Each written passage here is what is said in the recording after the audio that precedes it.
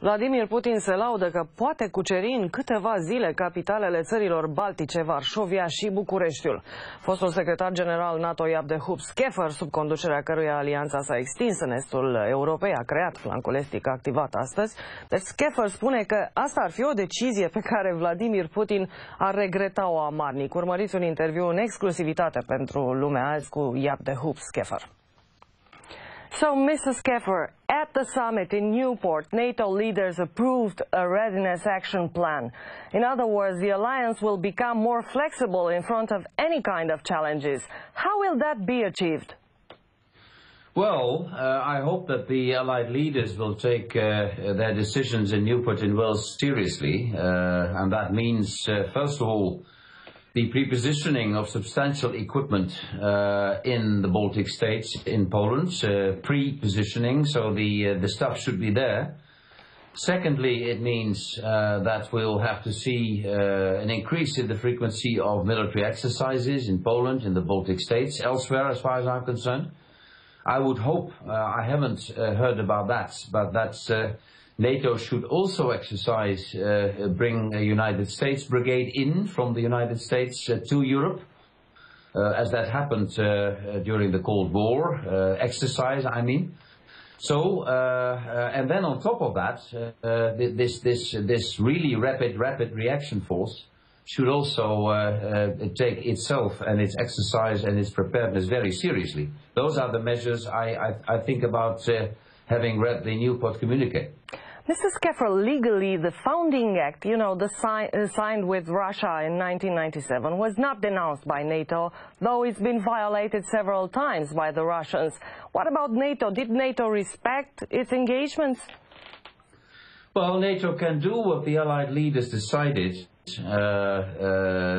in Newport on the basis of the NATO-Russia Founding Act, but I'm of the opinion that would Russia and Putin continue land grabbing and continue to support the separatists in Ukraine, we have a ceasefire now, as we know, then there comes, of course, a moment that the NATO allies should say, well, listen, Russia, we have a founding act, but you're violating every article of it. So we do not consider ourselves bound to that NATO-Russia founding act. But the Allied leaders have decided that they'll stick to exercises, to rotation of forces, and not to the permanent stationing of NATO troops in that area. But that moment might come. I mean, that depends on Vladimir Putin and his violations of international law. Romania offered to host NATO facilities. We will come back to Putin later. But Romania offered to host NATO facilities, even a command structure. And NATO Secretary General Mr. Rasmussen said that we fulfill the criteria. What would be the criteria for having such facilities on our territory? And what is the meaning of NATO facilities? Well, NATO facilities, to have NATO facilities within the Romanian borders is important, it's politically important. Romania is a very serious NATO ally, is a committed NATO ally. Romania is where it is. Geography matters, I always say. So I could very well imagine that is at the end of the day a political decision that Romania at a certain stage would host these facilities, but that is up to the alliance and allied leaders to decide at the end of the day. So it's very important to have such facilities now, taking into account what is happening around us. And well, I'm referring to Ukraine, for instance. Yeah, NATO should be ready, also geographically ready.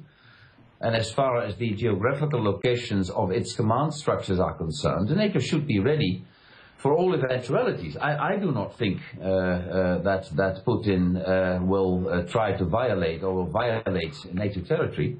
He'll regret it, by the way, if he would take such a decision or make such a decision. But NATO should be prepared. I mean, Newport was a turning point in NATO. When I said goodbye to NATO after my mandate, we thought the operation in Afghanistan will come to an end.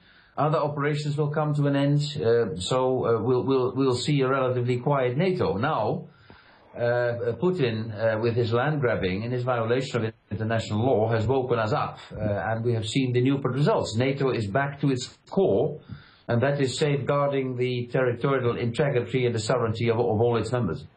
Speaking of President Putin, recently he stated that NATO provoked the Ukrainian crisis and continues to fuel it simply to justify the alliance existence. These are serious accusations. How do you feel about that? Well, this is the story of Pinocchio, as you might know it. I mean, when Putin says these things, or Lavrov, his foreign minister, I see their noses getting longer and longer. This is, diplomatically speaking, not telling the truth. Undiplomatically speaking, they're lying. And they have been lying all the time. And it's, of course, an absurd conclusion that what happened in Crimea, the forceful annexation of Crimea, the support of the separatists in eastern Ukraine, is NATO's doing. I mean, it's absurd, and that's still a rather mild expression for it. Mr. Scheffer, are we in the Cold War situation right now, or is there any danger that the current crisis, for instance, in Ukraine, to escalate that much and to become a regional war or even more so? I don't expect that. I think we're not back in the Cold War. Do not forget that the Cold War was also, to a large extent, a conflict of ideologies, communism and the Free West. Now, we are not in the Cold War, so I don't make that comparison. Secondly, I do not expect this conflict to grow because Putin might come to absurd conclusions and accusations, but he's not a fool. In other words, he will not, in my opinion, try to put one toe on NATO territory. The problem facing us is that also now with the ceasefire in eastern Ukraine, which as such, of course, is a positive development, that Putin will achieve his ambition by creating a new so-called frozen conflict in the heart of Europe, as we have seen that already for quite some time in Transnistria, the northern part of Moldova, and as we see it since 2008 in South Ossetia and Abkhazia, parts of territorial Georgia. So we have to keep a diplomatic and political channel open. I think Angela Merkel, the German Chancellor, should here be the leader, and I think she is the leader, to keep diplomatic channels with Russia open. Because what we should prevent, I think, in NATO, and that's as much relevant for the European Union, by the way, as it is for NATO, we should make sure that Putin will not be maneuvered or maneuver us in a position where we would have to recognize another frozen conflict in the heart of Europe. How do you see the future of the alliance? How many members? I think NATO is now 28. Do not forget that when I started my mandate in 2004, there were 19. When I left in 2009, there were 28. I see in the future, distant or not too distant perhaps, nations in the Western Balkans knocking on NATO's door. When they fulfill the criteria, I say again, I don't know when that will be.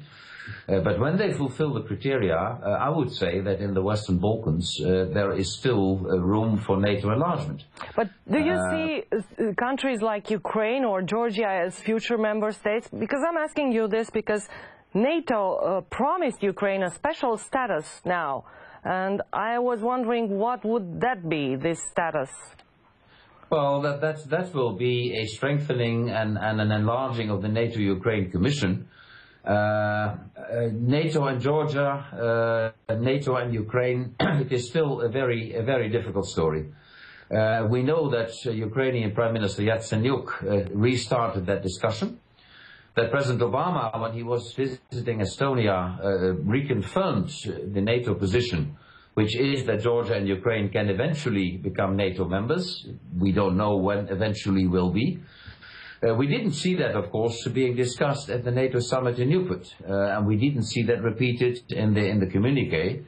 So I do think that the arguments of restarting this debate at the moment, in that argumentation, the cons outweigh the pros. So I think we should not, in NATO, now restart a debate on NATO membership. We should, in NATO, see to it that Georgia and Ukraine are as close to NATO as possible. But let's take things one by one and not everything at the same time. And a last question, Islamic State is a menace for the whole world. How do you see NATO's role in fighting against ISIS? Well, I don't see, of course, a direct NATO role, but I see an important role for NATO allies in the coalition President Obama is now trying to build. And to my satisfaction, I see a lot of NATO allies participating in that potential coalition. But NATO as an alliance will not play a role in fighting this horrible developments. Because do not forget, we talk about IS.